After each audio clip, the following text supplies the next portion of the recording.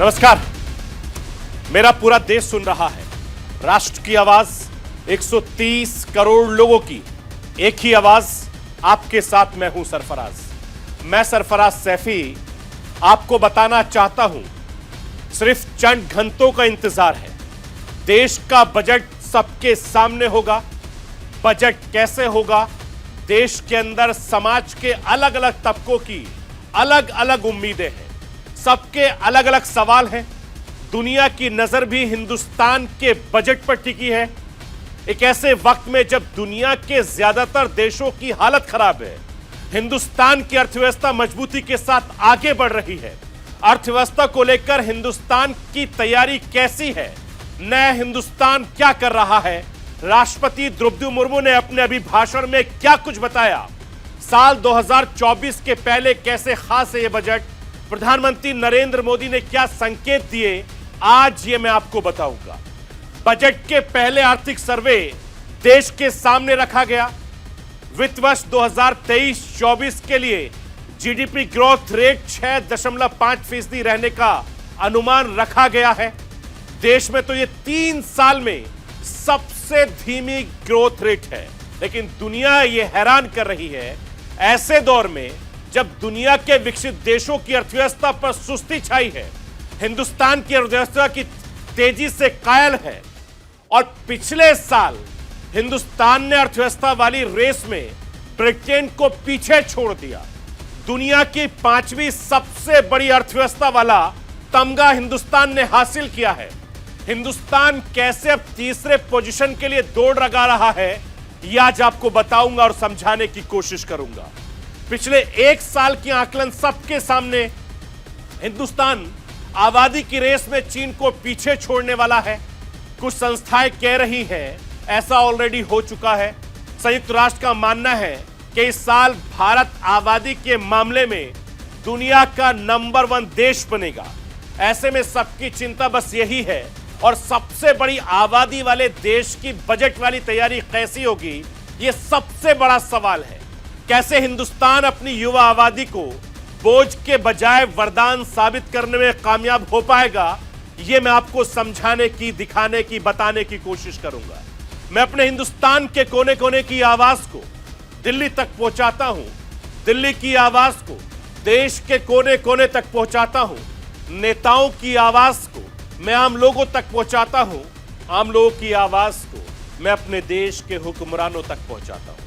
आपकी आवाज से मिलती है मेरी आवाज और बन जाती है राष्ट्र की आवाज।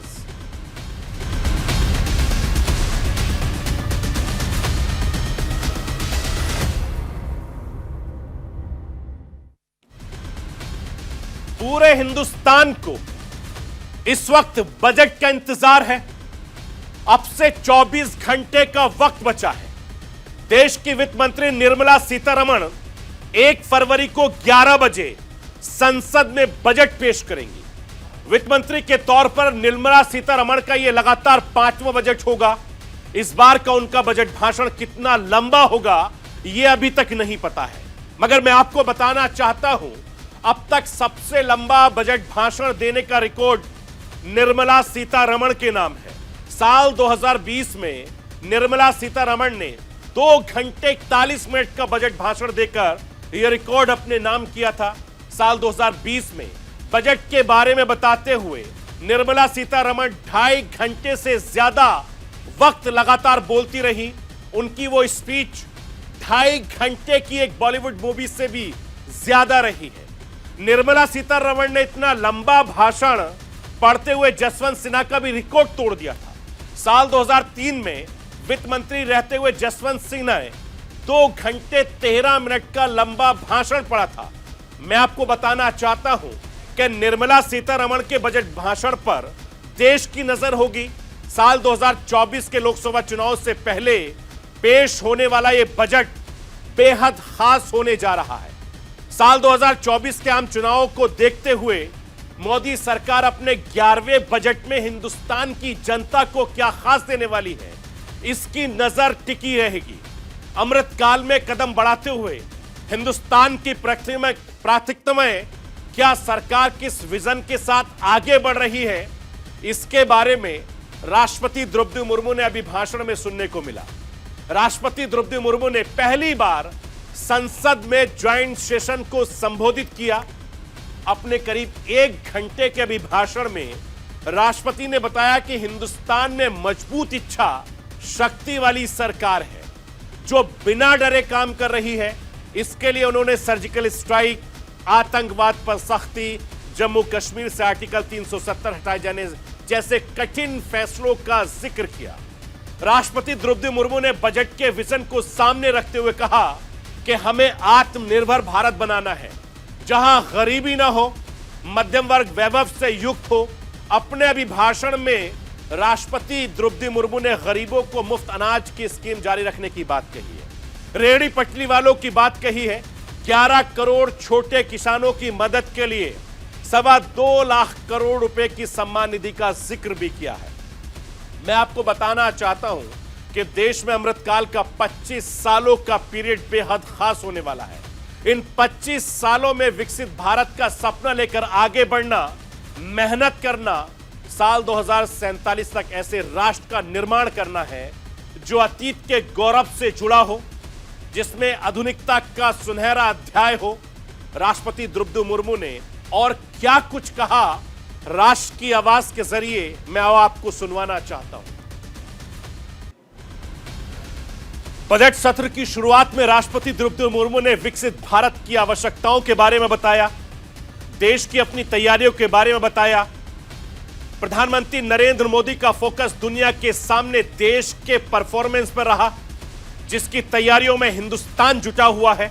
दुनिया जिस तरीके से मंदी की चपेट में है, कोरोना के प्रभाव से उभरने के लिए हाथ पैर मार रहे बड़े देशों की अर्थव्यवस्था फिर से लड़खड़ा गई है। दुनिया की अर्थव्यवस्था रूस यूक्रेन युद्ध की मार झेल रही है। ऐसे मुश्किल दौर में भी हिंदुस्तान की अर्थव्यवस्था मजबूती के साथ आगे बढ़ रही है। हिंदुस्तान की अर्थव्यवस्था की रफ्तार पूरी दुनिया को हैरान कर रही है। ऐसे माहौल में मोदी सरकार के इस साल के बजट पर पूरी दुनिया की नजर रहने वाली है। बजट सत्र के पहले दिन प्रधानमंत्री नरेंद्र मोदी ने क्या कुछ कहा, मैं राष्ट्र की आवाज के जरिए आपको वो सुनवाना चाहता हूं। आज के वैश्विक परिस्थिति में भारत के बजट के तरफ न सिर्फ भारत का लेकिन पूरे विश्व का ध्यान है। डावाडोल विश्व की आर्थिक परिस्थिति में भारत का बजट भारत के सामान्य मानवी की आशा आकांक्षाओं को तो पूरा करने का प्रयास करेगा ही, लेकिन विश्व जो आशा की किरण देख रहा है उसे वो और अधिक प्रकाशमान नजर आए। मुझे पूरा भरोसा है निर्मला जी इन अपेक्षाओं को पूर्ण करने के लिए भरपूर प्रयास करेगी। भारतीय जनता पार्टी के नेतृत्व में एनडीए सरकार, उसका एक ही मकसद रहा है, एक ही मोटो रहा है, एक ही लक्ष्य रहा है और हमारी कार्य संस्कृति के केंद्र बिंदु में भी एक ही विचार रहा है, इंडिया फर्स्ट, सिटीजन फर्स्ट। सबसे पहले देश, सबसे पहले देश। मैं आपको बताना चाहता हूं कि पिछले साल एक बड़ी खबर मिली।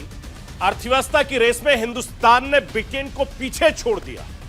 ब्रिटेन को पीछे छोड़कर दुनिया की 5वीं सबसे बड़ी अव्यवस्था वाला हिंदुस्तान बन गया। एक दशक पहले भारतीय अर्थव्यवस्था 11वें स्थान पर थी, ब्रिटेन 5वें स्थान पर था। आईएमएफ की ताजा रिपोर्ट बताती है कि अब हिंदुस्तान दुनिया की 5वीं सबसे बड़ी अर्थव्यवस्था बन गया है। हिंदुस्तान अब अमेरिका, चीन, जापान और जर्मनी के बाद दुनिया की 5वीं सबसे बड़ी अर्थव्यवस्था वाला देश बन गया है। कभी ब्रिटेन के उपनिवेश रहे भारत ने साल 2021 के आखिर में 3 महीनों में उसे अर्थव्यवस्था की रेस से हरा दिया। फिलहाल भारतीय अर्थव्यवस्था के 2027 तक ब्रिटेन से आगे रहने का अनुमान जताया जा रहा है और इस साल इसके 7% से ज्यादा के बढ़ने का अनुमान है। भारतीय शेयरों में दुनिया की दिलचस्पी बढ़ने की वजह से यह चमत्कार हुआ। MSCI इमेजिंग मार्केट इंडेक्स से चीन के बाद देश ने दूसरे स्थान पर बढ़त बनाई। मार्च 2022 के दौरान भारतीय अर्थव्यवस्था का आकार करीब 854 अरब अमेरिकी डॉलर था, जबकि ब्रिटेन के मामले में यह 816 अरब डॉलर का रहा। इसकी गणना IMF डेटाबेस और कंप्यूटर सॉफ्टवेयर ब्लूमबर्ग टर्मिनल के तौर पर की गई। जानकारों का मानना है कि ब्रिटेन की अर्थव्यवस्था अभी और नीचे जा सकती है। भारतीय रुपये की तुलना में पाउंड ने डॉलर के मुकाबले कमजोर प्रदर्शन किया है। पिछले साल भारतीय मुद्रा के मुकाबले पाउंड 8% गिर गया। भारतीय अर्थव्यवस्था तेजी से आगे बढ़ रही है। तमाम तरह के आकलन बता रहे हैं कि जल्द ही भारत तीसरी सबसे बड़ी अर्थव्यवस्था बन सकता है। वैश्विक निवेश मॉर्गन स्टैनली अपनी एक रिपोर्ट में कह चुका है कि साल 2023 तक भारत दुनिया की तीसरी सबसे बड़ी अर्थव्यवस्था बन सकता है। भारत में विनिर्माण, ऊर्जा, संक्रमण, डिजिटल बुनियाद के ढांचे में निवेश से बहुत ज्यादा बदलाव हो रहे हैं जो भारतीय अर्थव्यवस्था को गति देंगे। Centre for economics and business research भी यह कह चुका है कि भारतीय अर्थव्यवस्था के विकास में लगातार तेजी बनी हुई है। साल 2035 में भारत 10 ट्रिलियन डॉलर के आंकड़े को छूकर दुनिया की तीसरी सबसे बड़ी अर्थव्यवस्था बन जाएगा। मैं आपको यह बताना चाहता हूं कि हिंदुस्तान में पिछले साल जो समाचार मिला, पूरे हिंदुस्तान का जोश हाई हुआ। मोदी सरकार का जोश हाई है। हिंदुस्तान दुनिया की 5वीं सबसे बड़ी अर्थव्यवस्था बना, जो ब्रिटेन को पीछे छोड़कर आगे बढ़ा। दुनिया के तमाम बड़े निवेशक, बैंक, संगठन, एक्सपर्ट का मानना है कि अगला दशक हिंदुस्तान का है और यही वजह है कि दुनिया आज हिंदुस्तान का लोहा मान रही है। सबसे खास बात यह है कि यह इकोनॉमिक के लेवल पर भी बहुत चमत्कार बहुत लंबे वक्त से नहीं हुआ है। यह मात्र 5-6 सालों की कोशिशों का नतीजा है। दुनिया की 5वीं बड़ी इकोनॉमिक बनने वाले के बाद हिंदुस्तान का अगला टारगेट दुनिया की तीसरे नंबर की इकोनॉमिक बनना है और इसी दिशा में हिंदुस्तान लगातार कोशिश कर रहा है, प्रयास कर रहा है और इस बार का बजट इस लिहाज से बेहद खास होने वाला है। इस अर्थव्यवस्था के जानकार कैसे देखते हैं, मैं इस पर उनकी राय भी राष्ट्र की आवाज के जरिए आपको सुनवाना चाहता हूं। आप खुद सुनिए कि एक्सपर्ट इस मुद्दे को लेकर क्या कुछ कहते हैं। आज हमारी अर्थव्यवस्था सबसे तेजी से बढ़ती हुई अर्थव्यवस्था है। पूरा संसार हमारी तरफ देख रहा है और एक ये बहुत बड़ा इवेंट है और पूरा देश इस इवेंट पे आग गड़ाए बैठा है कि इसमें क्या ऐसा मोदी गवर्नमेंट चुनाव से पहले करने वाली है जिससे कि आम लोगों को राहत मिले। मेरा ये मानना है कि एग्रीकल्चर अगर इकोनॉमी को इंक्लूसिव ग्रोथ की तरफ लेके जाना है और सस्टेनेबल ग्रोथ की तरफ लेके जाना है तो हमारे को बहुत सारे रिफॉर्म्स एग्रीकल्चर के सेक्टर में और रूरल एरियाज में लेके आने पड़ेंगे, रूरल इकोनॉमी में लेके आने पड़ेंगे, जिससे कि जो लोग, क्योंकि 60% पॉपुलेशन उन सब एरियाज में डिपेंडेंट है और रहती है, तो उनकी आमदनी कैसे बढ़े और उनका ग्रोथ रेट कैसे बढ़े, हमारे को ये देखना जरूरी है, जिससे कि एक रियल सस्टेनेबल ग्रोथ आए। और मेरा ये मानना है कि केवल और केवल हमारे को उसके अंदर टेक्नोलॉजी लाके और इन्वेस्टमेंट को बढ़ा के, ये दो ही तरीके हैं जिससे कि हम किसानों को, मजदूरों को और रूरल एरिया में रहने वाले लोगों को एक मेन स्ट्रीम में ला पाएंगे। पिछले साल एक और बड़ी खबर ने सबका ध्यान अपनी ओर खींचा था। मैं आपको बताना चाहता हूं कि इस साल भारत दुनिया की सबसे बड़ी आबादी वाला देश बनने वाला है। पहले 2027 में ऐसा होने की बात कही जा रही थी, लेकिन अब संयुक्त राष्ट्र की तरफ से कहा जा रहा है कि इस साल अप्रैल तक भारत चीन को पीछे छोड़ते हुए दुनिया की सबसे ज्यादा आबादी वाला देश बन जाएगा। यूएन की रिपोर्ट के मुताबिक चीन की आबादी करीब 142 करोड़ की तुलना में भारत की जनसंख्या 2022 में करीब 141 करोड़ के आसपास है। ये तो संयुक्त राष्ट्र का अनुमान है। एक दूसरी रिपोर्ट है, वर्ल्ड पॉपुलेशन रिव्यू की ताजा रिपोर्ट कहती है कि भारत की जनसंख्या पहले ही चीन की जनसंख्या को पार कर चुकी है। WPR की अपनी एक रिपोर्ट है, उसमें कहा गया कि 2022 के आखिर तक भारत की जनसंख्या करीब 141 करोड़ 70 लाख हो चुकी थी, जबकि चीन पिछले दिनों रिपोर्ट जारी करके अपनी जनसंख्या 141 करोड़ 20 लाख के करीब बता चुका है। यानी भारत से लगभग 5 मिलियन कम। यानी भारत आबादी के मामले में दुनिया के नंबर 1 देश बन चुका है। अब जब आबादी के मामले में हिंदुस्तान दुनिया का सबसे बड़ा देश बन गया तो बहुत जरूरी है कि पूरी तैयारी उसी हिसाब से होनी चाहिए। आगामी बजट में इस पर फोकस हो। दुनिया की नजर में इस बात का भी रहने वाले की उम्मीद कही जा रही है कि भारत अपनी आबादी को कैसे हैंडल करता है, कैसे संभालता है। भारत के आगामी बजट में आबादी से जुड़ी क्या चीजें होंगी?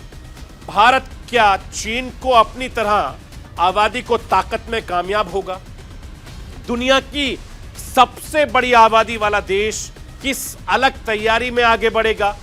सबको शिक्षा, सबको राशन, सबको आवास, सबको रोजगार कैसे मुमकिन होगा, कैसे संभव होगा, इस पर सबकी नजरें टिकी हुई है। मैं आपको यह भी बताना चाहता हूं कि देश को यह सवाल परेशान करने लगा है, जैसे जैसे आबादी बढ़ रही है, संसाधन सुविधाओं पर दबाव बढ़ता जा रहा है। चाहे बेहतर शिक्षा हो, बेहतर सुविधा हो, रोजगार के अवसर हो, हर जगह लंबी लंबी लाइनें आपको देखने को मिलेंगी। कोई भी खास मौका हो, इतनी ज्यादा भीड़ इकट्ठी हो जाती है, सारी व्यवस्था चरमरा जाती है, पूरा सिस्टम कोलैप्स हो जाता है। कोरोना के दूसरी लहर के दौरान हम सब ने स्वास्थ्य व्यवस्थाओं को दम तोड़ते देखा है। जाहिर है कि आने वाले दिनों में आबादी वाली चुनौती बढ़ती जाएगी। ऐसे में अभी से भारत की क्या तैयारी होनी चाहिए, बजट में क्या विशेष प्रावधान होने चाहिए, इस पर बहस लगातार जारी है। कोई बड़ी आबादी को संसाधनों पर बोझ मानता है, किसी को इसमें बड़ा अवसर नजर आता है। भारत की ज्यादा आबादी युवा है। अगर युवाओं को सही तरीके से तैयार किया गया तो भारत की अर्थव्यवस्था को काफी ज्यादा मजबूती मिलेगी। जिस तरीके से दुनिया के बड़े विकसित देशों में बुजुर्गों की तादाद बढ़ रही है, उन देशों में भारतीय युवाओं के लिए रोजगार के अच्छे अवसर मिल सकते हैं। सिर्फ केयर वर्कर के तौर पर बड़ी संख्या में भारतीय युवाओं को तैयार करके बड़ा आर्थिक चमत्कार किया जा सकता है। यूएन ने यह भी बताया कि भारत की 27% जनसंख्या 15 से 29 साल के बीच है। भारत में किशोर आबादी 10 साल से लेकर 19 साल के बीच है, विश्व में सबसे ज्यादा है और करीब 253 मिलियन। अमेरिका में 54 मिलियन लोग 65 साल से ज्यादा के ऊपर है, जिनकी केयर पर अमेरिका करीब $22,000 हर साल खर्च करता है। इसी तरीके से जापान में भी 27 मिलियन लोग 65 साल से ज्यादा के उम्र के हैं, जिनकी केयर पर जापान $3,000 हर साल खर्च करता है। 75 साल से अधिक वाले उम्र की आबादी भी विकसित देशों में काफी है, जिनकी केयर पर अच्छी खासी रकम खर्च होती है। अगर भारत अपनी युवा आबादी को दुनिया में तेजी से बढ़ते केयर इंडस्ट्री के लिए तैयार करता है तो बड़ी तादाद में युवाओं को रोजगार दे सकता है, अर्थव्यवस्था को मजबूती दे सकता है। इसके लिए बड़ी संख्या में युवाओं को नर्सिंग और लैंग्वेज की ट्रेनिंग देनी होगी। ये तो एक सिर्फ उदाहरण है। इसी तरीके के कई ऐसे मौके हैं जिन पर काम करने की जरूरत है। बजट में जरूरी प्रावधान है, जरूरत है, राजनीतिक इच्छा शक्ति की जरूरत है, बड़ी आबादी के लिए बड़ी तैयारी की जरूरत है। अर्थव्यवस्था के जानकारों को क्या राय है, वो भी मैं राष्ट्र की आवाज के जरिए इस मुद्दे पर सुनवाना चाहता हूं। भारतवर्ष की जनसंख्या विश्व में सबसे अधिक होने वाली है। इसका अभिप्राय ये है कि देश की बढ़ती जनसंख्या को रोजगार उपलब्ध कराना, अपनी जीडीपी को बढ़ाना, अपने इंडस्ट्रियल प्रोडक्शन को बढ़ाना और जो अर्थव्यवस्था है उसके लाभ सभी जनता के अंगों को मिले, इसको सुनिश्चित करना देश के लिए बहुत ज़्यादा आवश्यक है। पहले भी आवश्यक था, अब और ज़्यादा आवश्यक हो गया है। वास्तविकता में जो हम कहते हैं कि हमारी अर्थव्यवस्था विश्व की 5वीं सबसे बड़ी अर्थव्यवस्था बन गई है, लेकिन जब हम तुलना करते हैं तो हमारी जनसंख्या जो है वो 140 करोड़ की जनसंख्या की। इस पर आम लोगों की राय क्या है वो भी मैं राष्ट्र की आवाज के जरिए आपको सुनवाना चाहता हूं। सुनिए आप भी।